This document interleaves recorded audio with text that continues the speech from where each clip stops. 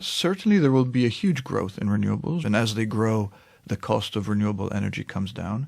The issue with renewables is the intermittency, which you can address with batteries for day and night, and so covering the night when there's no sun if you have solar. Where batteries don't help is with the season.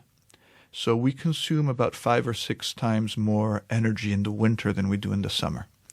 And technically there's no battery that can sustain energy for so long. And then there's a cost issue.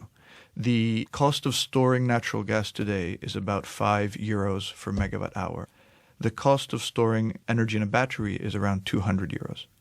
The equivalent amount of battery storage that you need to compensate 1 BCM of natural gas. 1 BCM is, say, the size of 2 football pitches underground, so it's a completely invisible underground storage.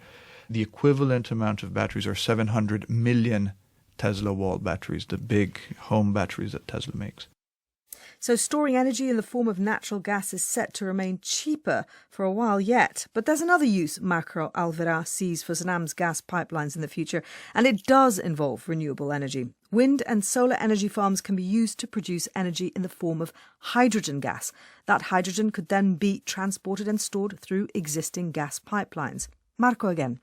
That's why we think that natural gas for the medium term and hydrogen for the long term will be the perfect complement to renewables, because you will be able to generate hydrogen from solar or wind energy, and then you can store it in exactly the same storage that we have for natural gas. You can transport it in more or less the same pipelines.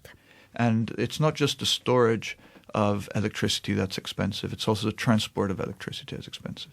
Just to give you an idea, we have this pipeline that goes from the continent into the UK, and then there's an electricity cable right next to it. Well, the cost of transporting the gas is 35 times less than the cost of transporting the electricity. So in the very long term, we will have a lot of wind farms in the North Sea, and we will have a lot of solar panels in the Saharan desert. And these solar panels and these wind farms will generate a lot of hydrogen that will be transported into Europe. And that's by far the most effective and cleanest solution.